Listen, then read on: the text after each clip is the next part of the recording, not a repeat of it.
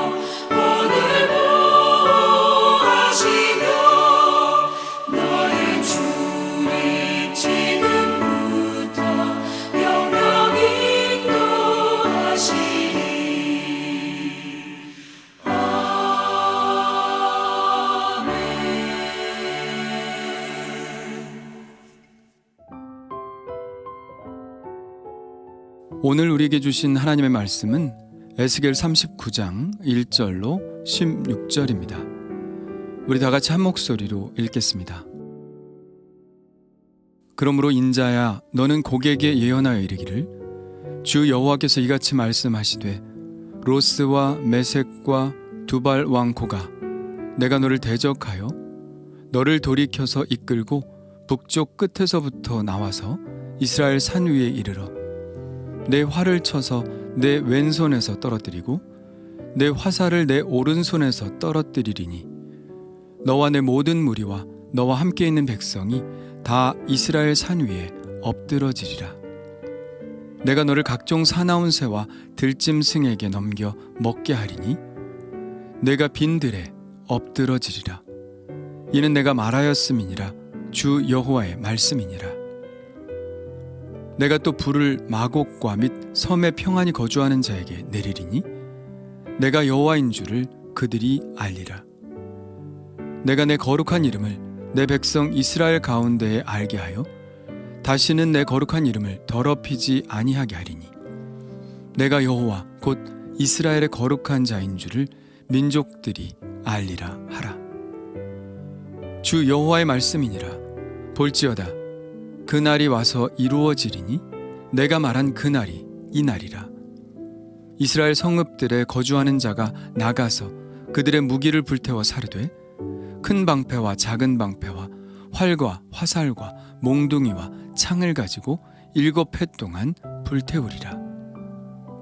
이같이 그 무기로 불을 피울 것이므로 이들이 들에서 나무를 주워오지 아니하며 숲에서 벌목하지 아니하겠고 전에 자기에게서 약탈하던 자의 것을 약탈하며 전에 자기에게서 늑탈하던 것을 늑탈하리라.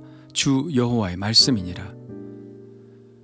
그날에 내가 곡을 위하여 이스라엘 땅 곧 바다 동쪽 사람이 통행하는 골짜기를 매장지로 줄이니 통행하던 길이 막힐 것이라. 사람이 거기에서 곡과 그 모든 무리를 매장하고 그 이름을 하몬곡의 골짜기라 일컬으리라. 이스라엘 족속이 7달 동안에 그들을 매장하여 그 땅을 정결하게 할 것이라.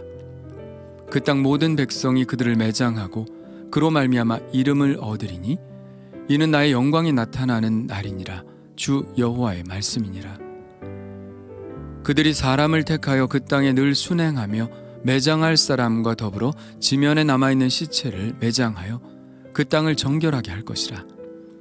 7달 후에 그들이 살펴보되 지나가는 사람들이 그 땅으로 지나가다가 사람의 뼈를 보면 그 곁에 편말을 세워 매장하는 사람에게 가서 하몬곡 골짜기에 매장하게 할 것이요 성읍의 이름도 하모나라 하리라. 그들이 이같이 그 땅을 정결하게 하리라. 아멘. 하나님을 대적하여 일어난 마곡 땅 메섹과 두발의 왕 곡과 동서남북에서 온 연합군은 하나님의 군대에게 완전한 패배를 당하게 됩니다. 이스라엘 사람들은 하나님을 부를 때 만군의 여호와라고 불렀죠. 만군에서 군자는 임금 군자가 아닙니다.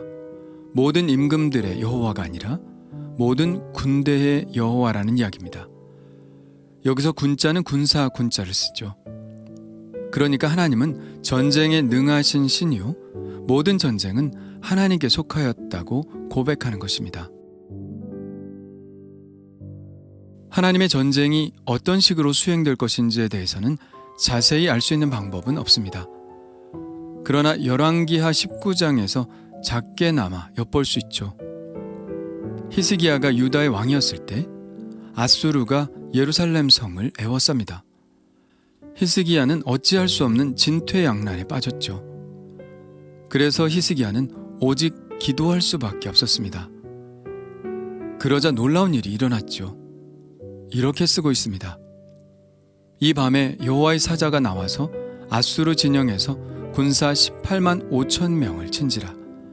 아침에 일찍이 일어나 보니 다 송장이 되었더라. 하나님께서 적들을 물리치는 데는 오랜 시간이 걸리지 않습니다. 하루아침에 전세는 역전되지요. 군사의 숫자가 많음도 아무 상관이 없습니다. 하나님이 개입하시면 불리했던 전쟁이 순식간에 유리한 국면으로 바뀌게 되죠. 곡의 연합군들의 세력은 헤아릴 수 없이 많았지만 하나님의 군대의 개입으로 그들은 힘도 써보지 못하고 패배할 것입니다. 활은 왼손에서 떨어지고 화살은 오른손에서 떨어질 것입니다. 이스라엘을 대적하던 무리들은 산 위에 엎드러져 사나운 새와 들짐승들의 먹이가 되고 빈들에서 쓰러져 죽임을 당하게 될 것입니다. 하나님의 전쟁은 이스라엘에 쳐들어온 군사들에게만 국한되지 않습니다. 하나님은 이 전쟁을 주도한 마곡 땅에 불을 내리시고 섬에 평안히 거주하면서 자기 군사들이 승리하고 돌아오기를 기다리던 모든 나라들에 불을 내리실 것입니다. 여기서 섬이란 지중해 변에 위치하고 있는 나라들을 가리킵니다.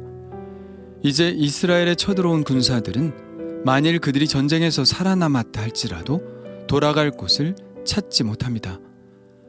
한 번의 패배를 서력하고자 다시 군사를 일으킬 힘도 없습니다. 전쟁에 나온 자들이나 전쟁에 내보내고 후방에서 지원하던 나라들이나 모두 완전한 패배를 맛보게 될 것입니다. 다시는 하나님의 백성들을 침략하지 못하도록, 다시는 헛된 꿈을 꾸지 못하도록 하나님께서는 완전한 패배를 그들에게 안기실 것입니다. 그렇게 될 때 그들은 알게 되겠죠. 내가 여호와인 줄을 그들이 알리라. 그들뿐만 아니라 하나님의 승리를 경험한 이스라엘 백성들도 알게 될 것입니다. 내가 내 거룩한 이름을 내 백성 이스라엘 가운데에 알게 하여 다시는 내 거룩한 이름을 더럽히지 아니하게 하리니. 하나님이 하나님이심을 인정하는 것은 이처럼 하나님의 말씀이 이루어지는 것을 볼 때입니다. 우리도 마찬가지죠. 성경에 나오는 하나님의 말씀을 믿고 그 말씀대로 기도하고 그 말씀대로 살았더니 그 말씀이 그대로 이루어지는 것을 볼 때 우리는 더욱 하나님의 하나님 되심을 인정하게 됩니다. 하나님은 당신의 말씀을 이루시는 분입니다. 5절에 이렇게 말씀하죠. 내가 빈들에 엎드러지리라 이는 내가 말하였음이니라. 하나님이 말씀하셨기 때문에 틀림없이 이루어진다는 것이죠. 8절에도 이렇게 말씀합니다. 그 날이 와서 이루어지리니 내가 말한 그 날이 이 날이라. 이것이 우리가 하나님의 말씀을 붙들고 사는 이유입니다. 풀은 마르고 꽃은 시드나 우리 하나님의 말씀은 영원히 서리라 하라. 하신 말씀을 꼭 이루시는 하나님. 그래서 우리는 하나님을 신실하시다 고백하는 것입니다. 이 전쟁이 마지막 전쟁이 되고 이 전쟁이 완전한 평화를 이루는 전쟁인 것을 나타내는 말씀이 있죠. 9절에 보면 패배한 적군의 무기들을 불사르는데 무려 7년 동안이나 불사릅니다. 그리고 이 전쟁에서 쓰러진 적군들의 시체를 처리하는 데에만 7달이 걸립니다. 이것은 이제 여호와 하나님을 대적하고 하나님의 백성들을 대적하는 적들이 완전히 소멸될 것임을 이야기하는 것이죠.